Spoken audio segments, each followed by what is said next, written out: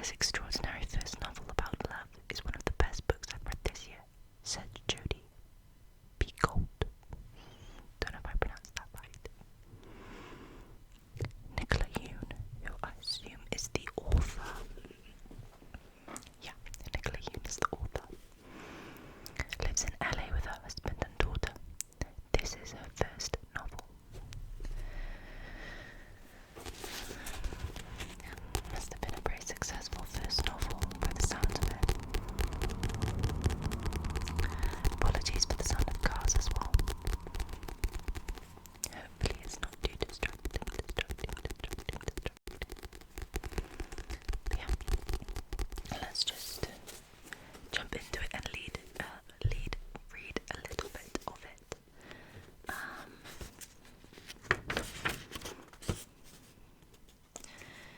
So we can go to the chapter 1. Okay, maybe that's the chapter. You know what, we're going to start here. Okay, this might not be the first chapter, but it doesn't say like chapter 1, chapter 2, chapter 3. So I assume this is chapter 1. Okay. My disease is as rare as it is famous. It's a form of severe combined immunodeficiency, but you know it is.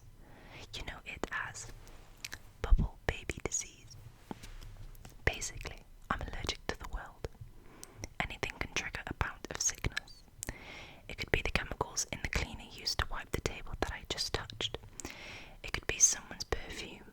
It could be the exotic spice in the food I just ate. It could be one or all or none of these things, or something else entirely. No one knows the triggers, but everyone knows the consequences. According to my mum, I almost died as an infant, and so I stay on Sid Row. I don't leave my house. I have not left my house in 17 years.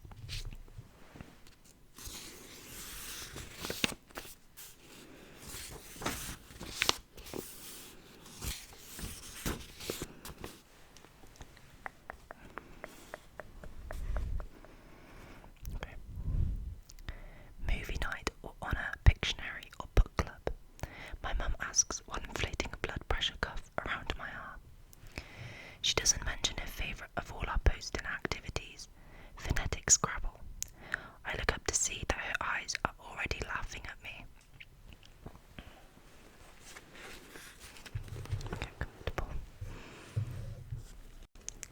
Phonetic, I say. The lighting will.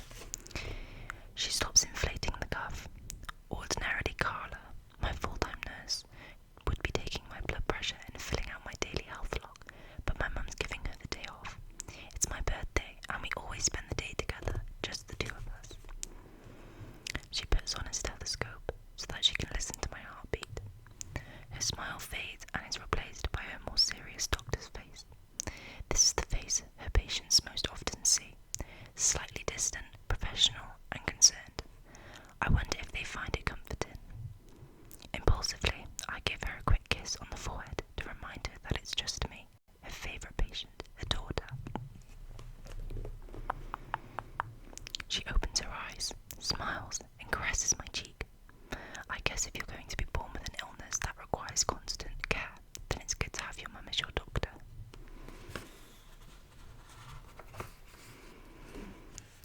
A few seconds later, she gives me her best "I'm the doctor and I'm afraid I have some bad news for you" face. It's your big day. Why don't we play something you have an actual chance of winning? On a Pictionary.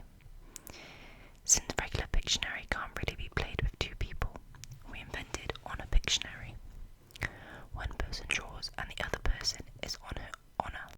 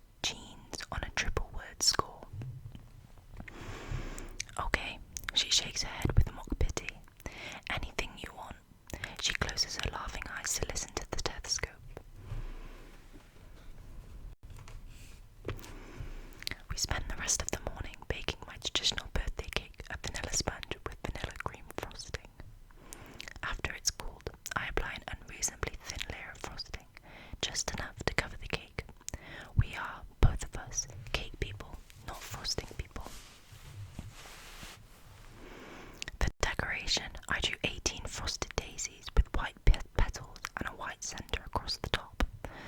On the sides, I fashioned draped white curtains. Perfect. My mum peers over my shoulders as I finish up, just like you. I turn to face her.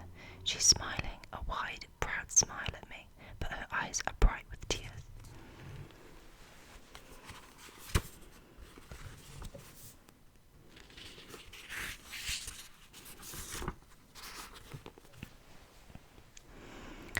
You are tragic, I say, and squirt a dollop of frosting on her nose, which only makes her laugh and cry some more. Really, she's not usually this emotional, but something about my birthday always makes her weepy and joyful at the same time. After, if she's weepy, and if she's weepy and joyful, then I'm weepy and joyful too. I know, she says, throwing her hands helplessly up in the air. I'm totally pathetic. She pulls me into a hug and squeezes. Frosting gets into my hair. My birthday is the one day of the year that we're both most acutely aware of my illness. It's the acknowledging of the passage of time that does it. Another whole year of being sick, no hope for a cure on the horizon. Another year of missing all the normal teenagery things. Learner's permit, first kiss, prom, first heartbreak, first fender bender. Another year of my mum doing nothing but working and taking care of me. Every other day, these emissions are easier at least, to ignore. This year is a little harder than the previous. Maybe it's because I'm 18 now. Technically, I'm an adult. I should be leaving home, going off to college. My mum should be dreading empty nest syndrome, but because of Sid, I'm not going anywhere. Late after dinner, she gives me a beautiful set of watercolour pencils that had been on my wish list for months. We go into the living room and sit cross-legged in front of the coffee table. This is also part of our birthday ritual. She lights a single candle in the centre of the cake. I close my eyes and make a wish. I blow out the candle out. What did you wish for? She asks as soon as I open my eyes. Really, there's only one thing to wish for, a magical cure that will allow me to run free outside like a wild animal. But I never make that wish because it's impossible. It's like wishing that mermaids and dragons and unicorns were real. Instead, I wish for something more likely than a cure, something less likely to make us both sad. World peace, I say. 3 slices of cake later, we begin a game of phonetic. I do not win. I don't even come close. She uses all 7 letters and puts down Pocalypse next to S. Apocalypse. What's that? I ask. Apocalypse, she says, eyes dancing. No, Mum, no way, I can't give that to you. Yes, is all she says. Mum, you need an extra A. No way. Apocalypse, she says for effect, gesturing at the letters. It totally works. I shake my head. Apocalypse, she insists, slowly dragging out the word. Oh my God, you're relentless, I say, throwing my hands up. Okay, I'll allow it. Yes. She pumps her fist and laughs at me and marks down her now insurmountable score. You've never really understood this game, she says. It's a game of persuasion. I slice myself another piece of cake. That was not persuasion, I say. That was cheating. Same, she says, and we both laugh. You can beat me on a Pictionary tomorrow, she said. After I lose, we go to the couch and watch our favourite movie, Young Frankenstein. Watching it is also part of our birthday ritual. I put my head in her lap and she strokes my hair and we laugh at the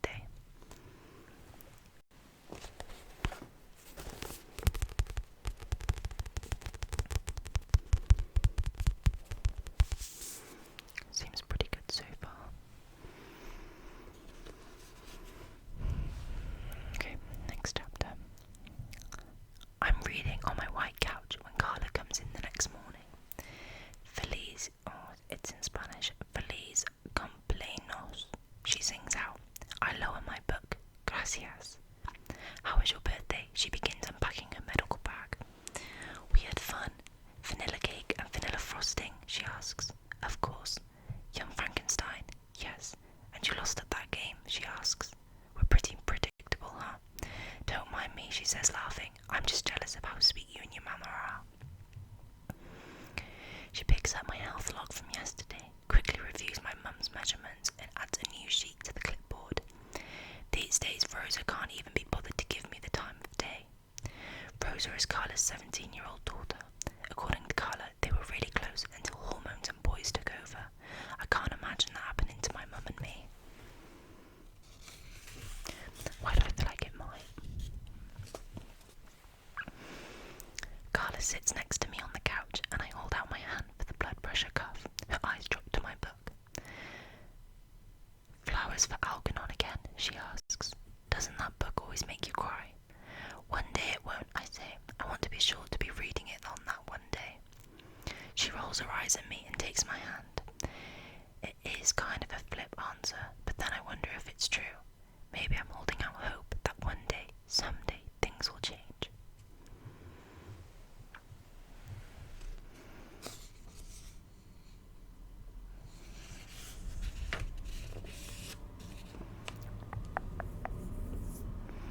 I'm a bit confused with how this book's laid out, to be honest. Okay. Next chapter. Carla, I say, it won't be like last time. I'm not 8 years old anymore. I want you to promise, she begins, but I'm already at the window, sweeping the curtains aside. I'm not prepared for the bright California sun. I'm not prepared for the sight of it, high and blazing hot and white against the washed-out white sky. I am blind. But then the white haze of over my vision begins to clear. Everything is hallooed. I see the truck and the silhouette of an older woman toiling. The mother. I see an older man at the back of the truck. The father. I see a girl maybe a little younger than me. The daughter. Then I see him. He's tall, lean, and wearing all black. Black t-shirt, black jeans, black sneakers, and a black knit cap that covers his hair completely. He's white with a pale honey tan, and his face is starkly angular. He jumps down from his perch at the back of the truck and glides across the driveway, moving as if gravity affects him differently than it does to the rest of us. He stops, cocks his head to one side, and stares up at his new house as if it were a puzzle. After a few seconds, he begins bouncing lightly on the balls of his feet. Suddenly, he takes off at a sprint and runs literally 6 feet up the front wall. He grabs a windowsill and dangles from it for a second or two and then drops back down into a crouch. Nice, Ollie, says his mother. Didn't I tell you to quit doing that stuff? His father growls. He ignores them both and remains in his couch. I press my open palm against the glass, breathless as if I'd done that crazy stunt myself. I took him from to the wall windowsill and back to him again. He's no longer crouched. He's staring up at me. Our eyes meet. Vaguely, I wonder what he sees in my window. Strange girl in white with wide staring eyes. He grins at me and his face is no longer stark, no longer severe. I try to smile back, but I'm so flustered that I frown at him instead.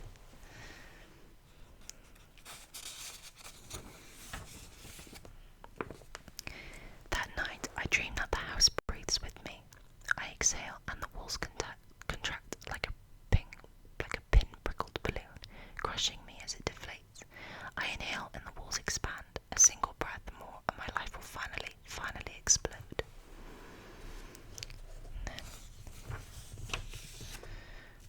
Okay. Next chapter. His family calls him Ollie. Well, his sister and his mum call him Ollie. His dad calls him Oliver. He's the one I watch the most. His bedroom is on the second floor and almost directly across from mine, and his blinds are almost always open. Some mornings he sleeps in until noon. Others he's gone from his room before I wake to begin my surveillance. Most mornings, though, he wakes up at 9 a.m., climbs out of his bedroom, and makes his way up Spider-Man style to the roof using the side thing. He stays up there for about an hour before swinging, legs first, back into his room. No matter how much I try, I haven't been able to see what he does when he's up there. His room is empty, but for a bed and a chest of drawers. A few boxes from the move remain unpacked and stacked by the doorway. There are no decorations except for a single poster for a movie called Jump London. I looked it up and it's about parkour, which is kind of street gymnastics, which explains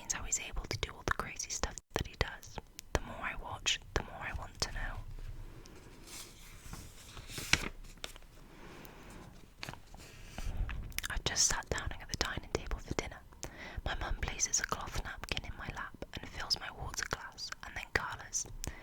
Friday night dinners are special in my house. Carla even stays late to eat with us instead of with her own family. Everything at Friday night dinner is French. The napkins are white cloth embroidered with fleur-de-lis at the edges. The cutlery is antique French and ornate. We even have miniature silver La Tour Eiffel salt and pepper shakers. Of course, we have to be careful with the menu because of my allergies, but my mum always makes her vision of a cassoulet, a French stew with chicken, sausage, duck and white beans. It was my dad's favourite dish before he died. The version that my mum cooks for me contains only white beans cooked in chicken broth. Madeline, my mum says, Mr. Waterman tells me that you're late on your architecture assignment. Is everything alright, baby girl? I'm surprised by her question. I know I'm late, but since I've never been late before, I guess I didn't realise that she was keeping track. Is the assignment too hard? She frowns as the ladles cassoulet into my bowl. Ladles. Do you want me to find you a new tutor? Oui, non et non, I say in response to each question. Everything's fine. I'll turn it in tomorrow, I promise. I just lost track of time. She nods and begins slicing and buttering pieces of crusty French bread for me. I know she wants to ask something else. I even know what she wants to ask, but she's afraid of the answer. Is it the new neighbour? Carla gives me a sharp look. I've never lied to my mum. I've never had a reason, and I don't think I know how to. But something tells me what I need to do. I've just been reading too much. You know how I get with a good book. I make my voice as reassuring as possible. I don't want to worry her. She has enough to worry about with me as it is.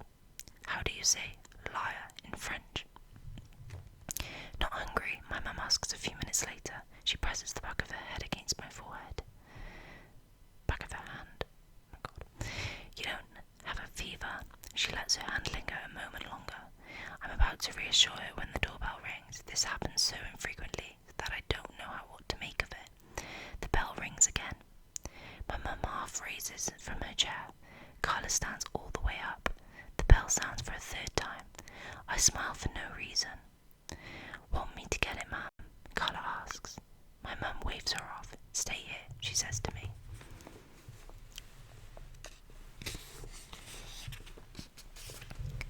Carla moves to stand behind me, her hands pressing down lightly on my shoulder. I know I should stay here. I know I'm expected to. Certainly I expect me to, but somehow, today, I just can't. I need to know who it is, even if it's just a wayward traveller. Carla touches my upper arm. Your mother said to stay here. But why? She's just being extra cautious. Besides, she won't let anyone past the airlock. She relents and I'm off down the hallway with her right behind me. The airlock is a small sealed room surrounding the front door. It's airtight so that no potential hazards can leak into the main house when the front door is open. I press my ear against it. At first I can't hear anything over the air filters, but then I hear a voice. My mum sent a bunt. The voice is deep and smooth and definitely amused. My brain is processing the word bunt, trying to get an image of what it looks like before it draws on me just who is at the door. Ollie. The thing about my mum's buns is that they are not very good. Terrible. Actually inedible. Very nearly indestructible between you and me. A new voice now. A girl's, his sister. Every time we move, she makes us bring one to the neighbour. Oh, well, this is a surprise, isn't it? That's very nice. Please tell her thank you very much for me. There's no chance that this bun cake has passed the proper inspections, and I can feel my mum trying to figure out how to tell them she can't take the cake without revealing the truth about me. I'm sorry, but I can't accept this. There's a moment of shocked silence. So you want us to take it back? Ollie asks disbelievingly.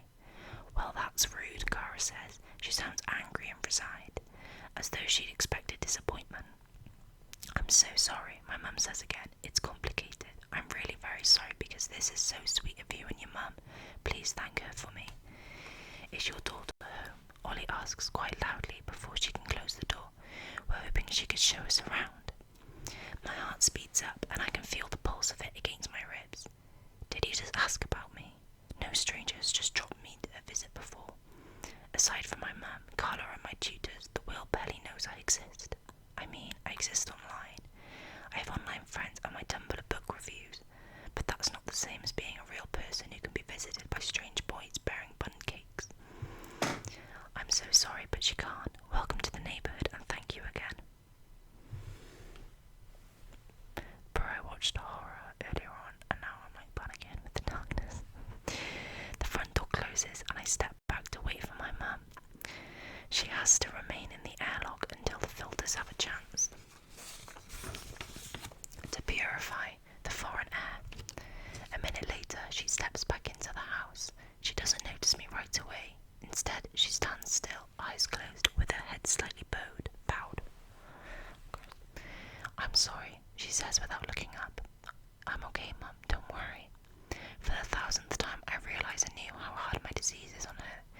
It's the only world I've known, but before me she had my brother and my dad.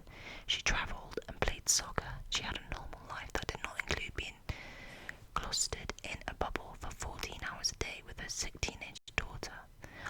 I told her and I let her hold me for a few more minutes. She's taking this disappointment much harder than I am. I'll make it up to you, she says. There's nothing to make up for. I love you, sweetie. We drift back into the dining room and finish dinner quickly and for the most part silently. Carla leaves. My mum asks if I want